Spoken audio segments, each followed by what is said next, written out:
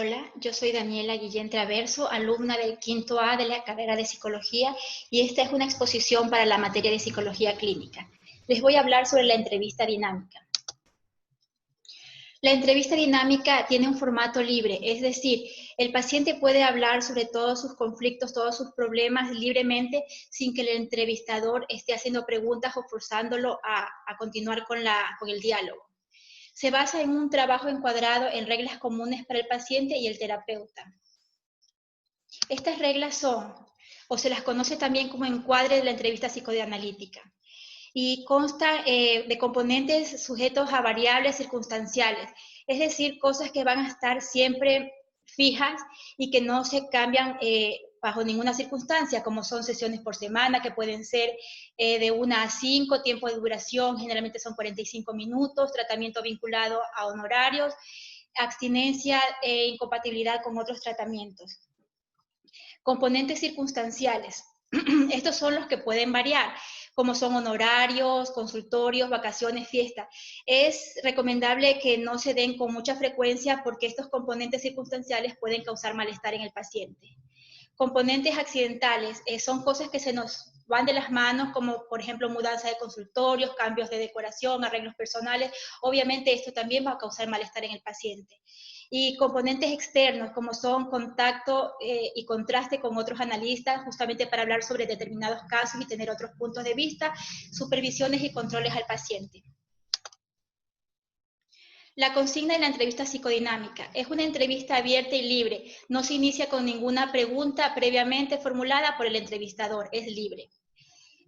Los roles que tienen los participantes, el entrevistador solo interviene para demostrar aceptación y empatía hacia los sentimientos y conductas del paciente. Otro rol del entrevistador es de ser moderador durante la entrevista y de contenedor de las emociones que pueda tener el paciente.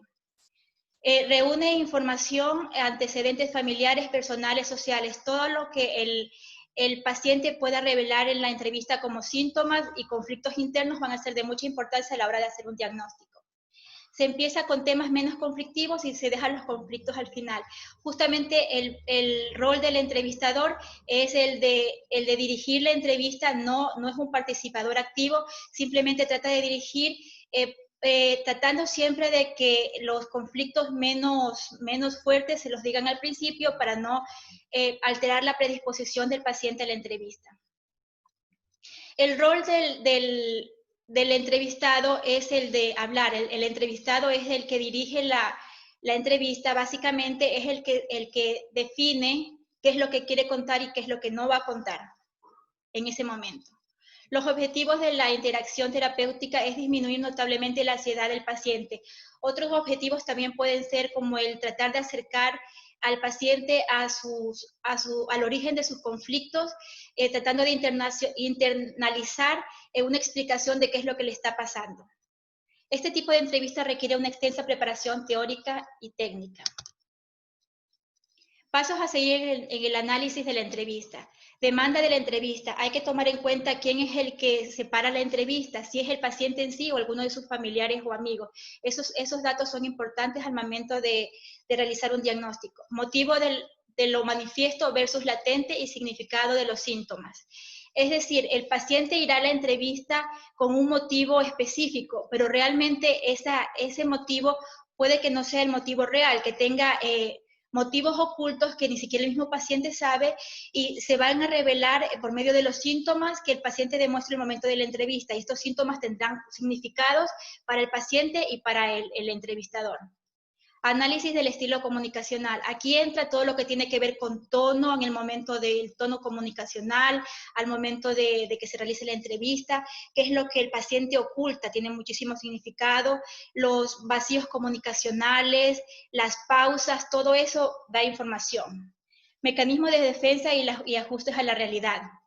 Durante la entrevista, el paciente puede sentirse incómodo al hablar de determinados temas y puede adoptar mecanismos de defensa para sentirse de manera más cómoda.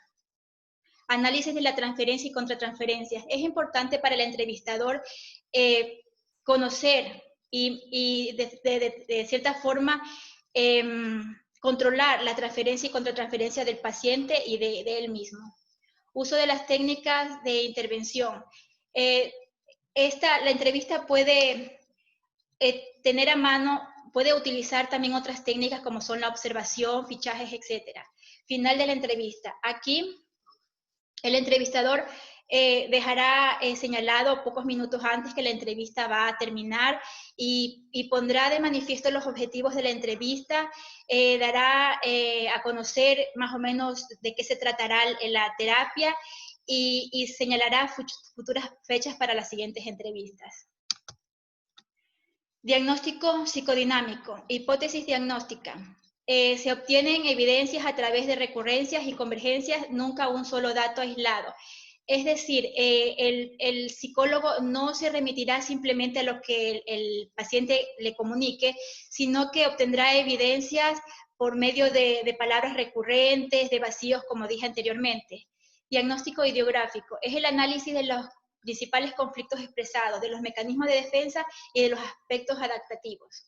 Diagnóstico de confrontación es la comparación de datos obtenidos durante la entrevista con otros métodos de obtención de datos. Diagnóstico estructural se determina de 3 niveles. Se determinan los 3 niveles de la personalidad: psicosis, neurosis, borderline, según cómo funcione el juicio de realidad y cómo se da la respuesta adecuada a los medios sociales. Diagnóstico de analizabilidad. Hace referencia al análisis de varios criterios clínicos referente al paciente, es decir, debe cumplir con un encuadre psicológico.